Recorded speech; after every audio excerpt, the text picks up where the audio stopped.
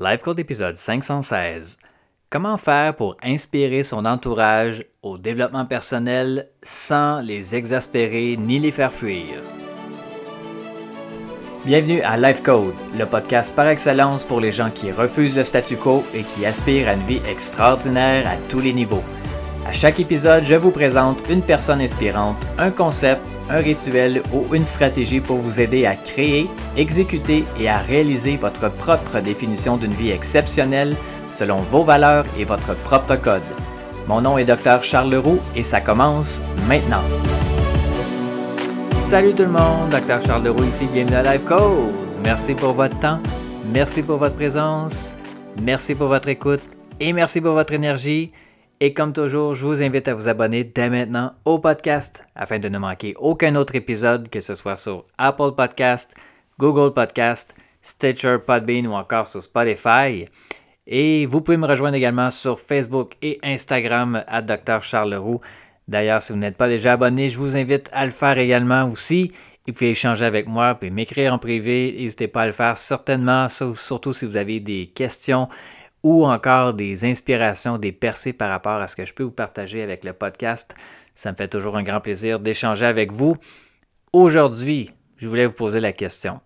Est-ce que vous faites partie de ceux et celles qui travaillent fort sur eux-mêmes, qui sont passionnés par le développement personnel, la croissance personnelle, mais qui sont entourés de membres de leur famille ou des amis qui, eux, ne sont pas nécessairement sur le même parcours? Eh bien, si oui, vous n'êtes pas seul. Je suis pas mal convaincu que c'est la grande majorité des gens qui écoutent Life Code. En fait, à moins que vous écoutiez ça en famille, ça pourrait être le cas. Mais bien souvent, on se trouve parfois à être seul dans notre propre bateau finalement. Donc, comment faire pour naviguer à travers tout ça, à inspirer peut-être notre entourage à vivre peut-être vers l'amélioration continue, la croissance personnelle aussi, mais sans avoir l'air d'un preacher, sans, en bon français, écœurer notre entourage ni les faire fuir en fait. Personnellement, c'est possible de vivre sa vie, de vivre une vie extraordinaire et d'inspirer les autres à pouvoir le faire. Mais je dois vous dire une chose. Personnellement, dans mes amis proches, dans les membres de ma famille ou même les membres de la famille de Lynn, personne d'entre eux écoute le podcast Life Code.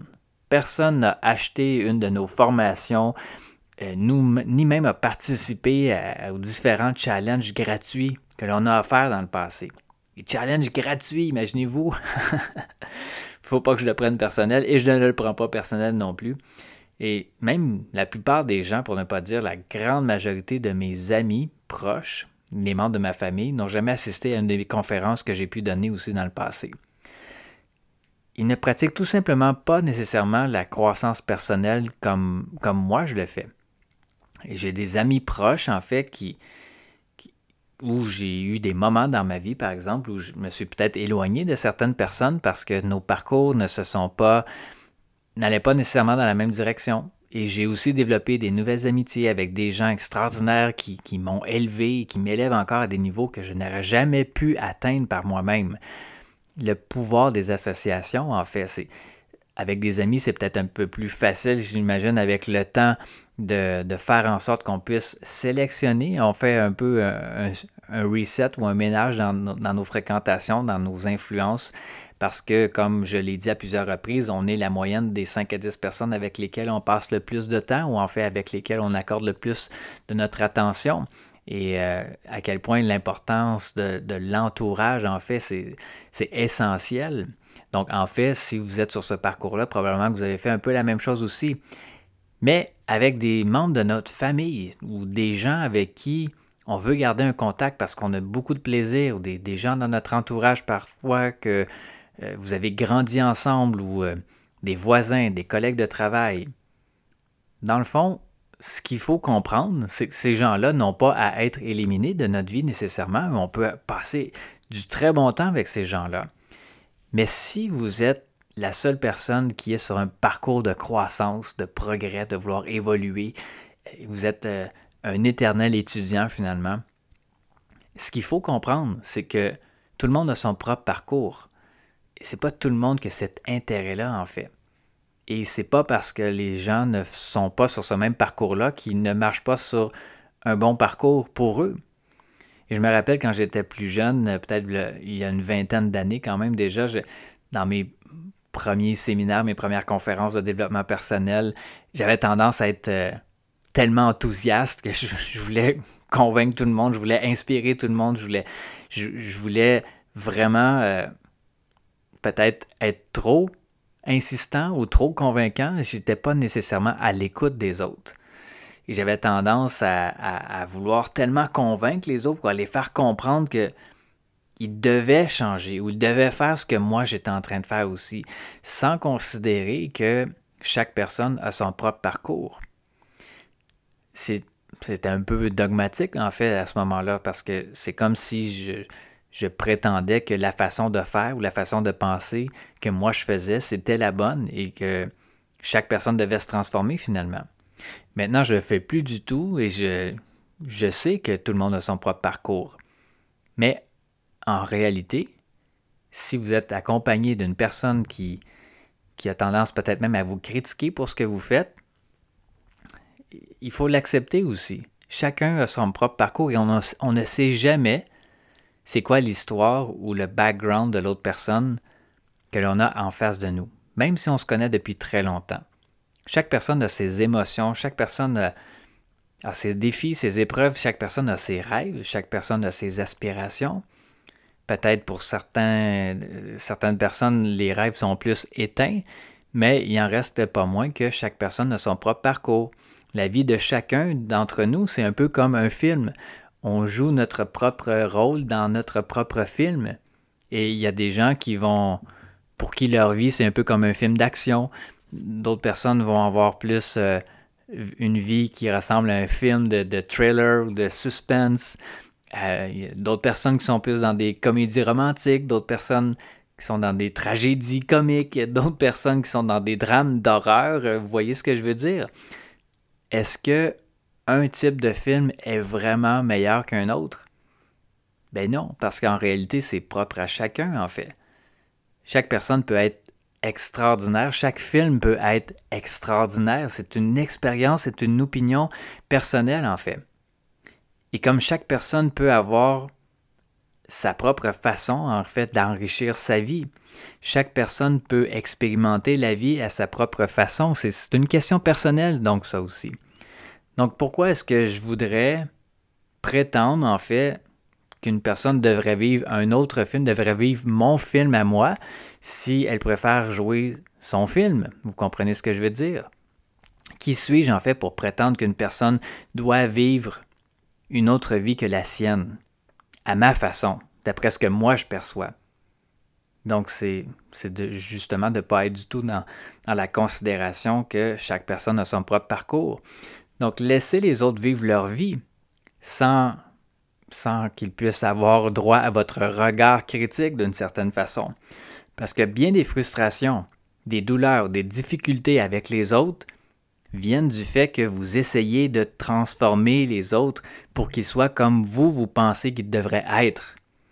Et non seulement c'est pas très judicieux, c'est pas tellement intelligent non plus de faire ça, est-ce que vous aimez ça, vous faire dire quoi faire, sans que vous ayez demandé à ce qu'on vous aide ou à ce qu'on vous dise quoi faire?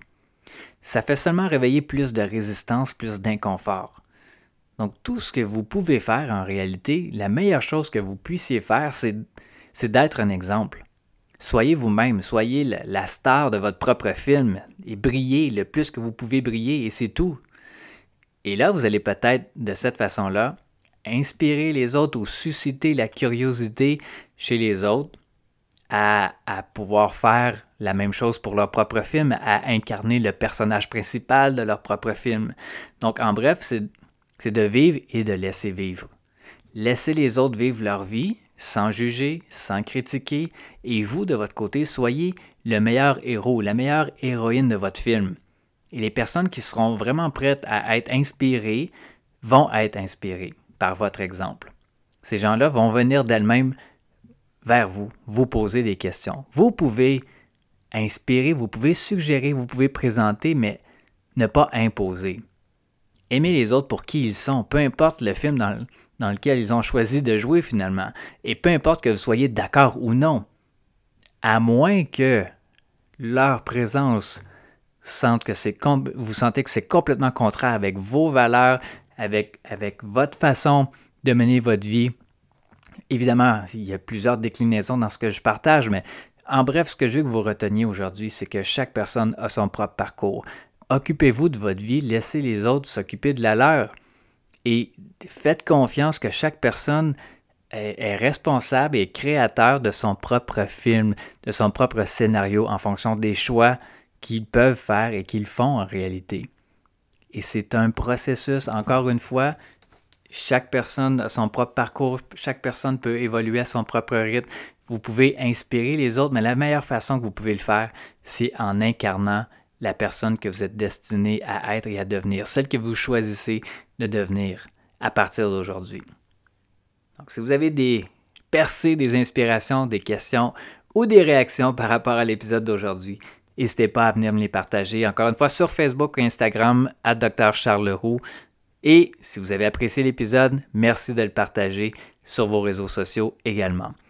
Donc sur ce, mes amis, passez une excellente journée et nous on se reparle très bientôt. C'est tout pour l'épisode d'aujourd'hui. Merci énormément pour votre écoute. Pour en savoir un peu plus sur ma philosophie, mon Life Code 24/7, je vous invite à consulter le site internet charlesleroux.ca. Et je vous invite également à partager le podcast Life Code avec vos amis sur vos réseaux sociaux. Vous pouvez me suivre également sur Facebook et Instagram @Dr Charles Leroux. Et laissez-moi savoir ce que vous en pensez en commentaire, ça me fait toujours un grand plaisir de vous lire. Et finalement, assurez-vous de vous abonner au podcast Life Code pour ne manquer aucun autre épisode sur iTunes. Et vous me rendriez un immense service si vous vouliez m'aider dans ma mission de rejoindre le plus grand nombre de personnes possible, soit en mettant une review ou en laissant un avis sur iTunes et partager le podcast pour que le plus grand nombre de personnes possible puissent exécuter leur code de vie, créer un impact massif et changer le monde pour le mieux.